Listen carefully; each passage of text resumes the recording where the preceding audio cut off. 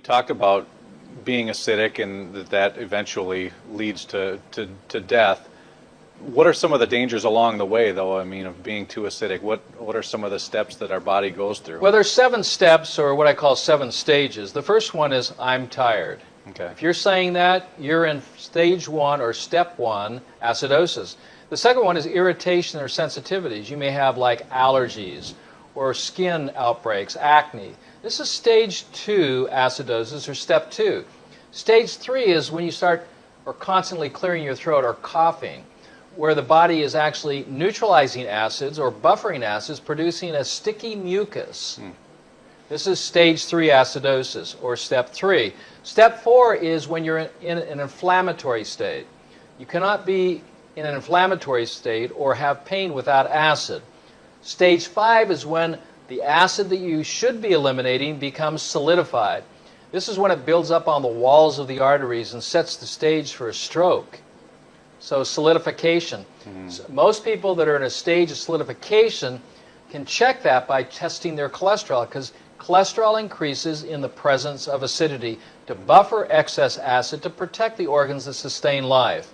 It's not that cholesterol is bad, it's trying to protect you against your poor acidic lifestyle and dietary choices. Step 6 is ulcerations, and finally, step 7 is degeneration. Now you've been diagnosed with cancer, or diabetes, or a degenerative, or osteoporosis, a degenerative condition that's the reflection of what you're eating, what you're drinking, what you're thinking. You know, we hear a lot about an alkaline diet. What constitutes an alkaline diet? What are we talking about when we say that? Well, over 30 years ago, Shelley and I began this research on determining what foods are alkaline and what fluids are alkaline.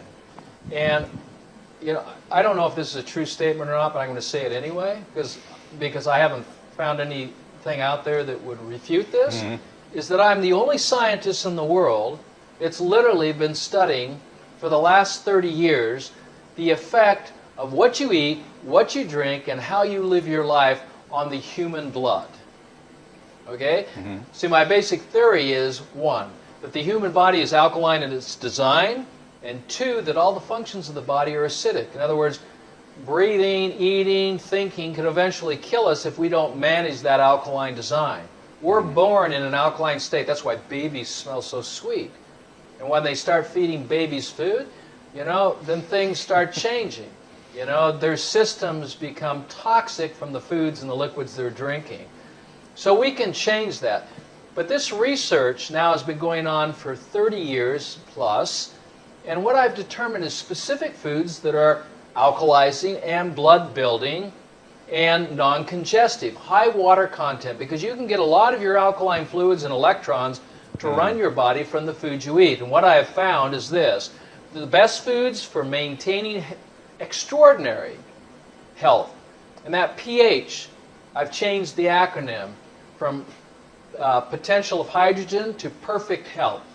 So if you're seeking perfect health, then what you want to be doing is eating those foods that will maintain your alkalinity and help to build blood. So what are those foods? They're the green foods. They're green fruits. One of the best ones is avocado.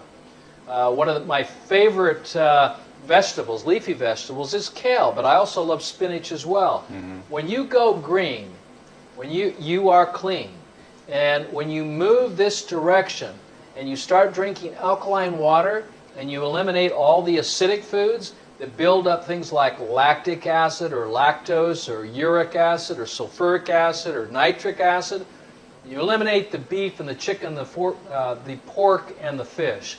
When you eliminate the dairy products that are all high in acidity, and you move to a plant-based, organic, and now I've got to say this, raw and non-GMO'd diet.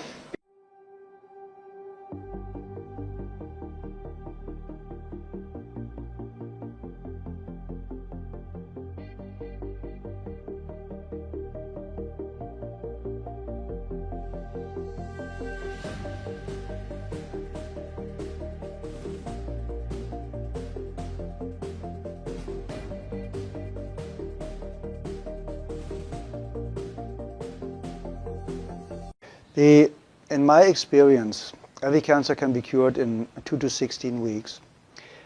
Some cancers can be cured in minutes because every doctor in the world that's in office for 20 years or longer knows cases of spontaneous healing. There's even a book out called Spontaneous Healing by a guy I really don't like, just stating that there are cases of spontaneous healing. That means if it's possible, we just have to find a way to access this. That's number one. The second, you get rid of acidosis and toxemia. The second, the body gets alkaline and oxygen rich. With juicing a lot of greens like chlorophylls, everything that's green has a lot of chlorophyll, gives the body a lot of oxygen. Getting your body alkaline with good calcium, with good nutrition, with good trace supplements, trace minerals, will help to alkalize the body. So that means the second you are alkaline, the cancer already stops. It can take a couple of days, a couple of weeks, but it stops. You get the body to a healing pH level, which the pH scale goes from 0 to 14, so 7 is neutral, and you need to be slightly alkaline. 7.36 is ideal. But in the healing phase, you should go up to 7.5. It's a little bit over-alkalizing the system. A great friend of mine, Dr. Martin in Germany, he is using oxygen more step therapy, for example, where you take the blood out, get ionized oxygen, and to lead the blood back in. And you do this 12 times, and you have basically brand new blood like a newborn baby. So you already eliminated the lack of oxygen. You see the blood coming out looks like black. They put the oxygen in and it becomes pink. And it's like legal doping. You get it and you feel so energized and you're so vital. What my MDs in Europe use is vitamin C injections, intravenous vitamin C injections, 100 cc's a day, 3 times a week. That's what we used in certain cases more often. And very often, believe it or not, in my personal experience, the tumors or the cancerous growth was basically gone within a couple of days. And because vitamin C is so powerful and one of the greatest healers out there, you can fix nearly every heart problem, cardiovascular problem with vitamin C. You want to take it off the market. So it's going to become a prescription medication, and then it's synthetic and will not work anymore, like vitamin E. Vitamin E basically helps you to cure very easy and fast blood pressure problems in any way, shape, or form.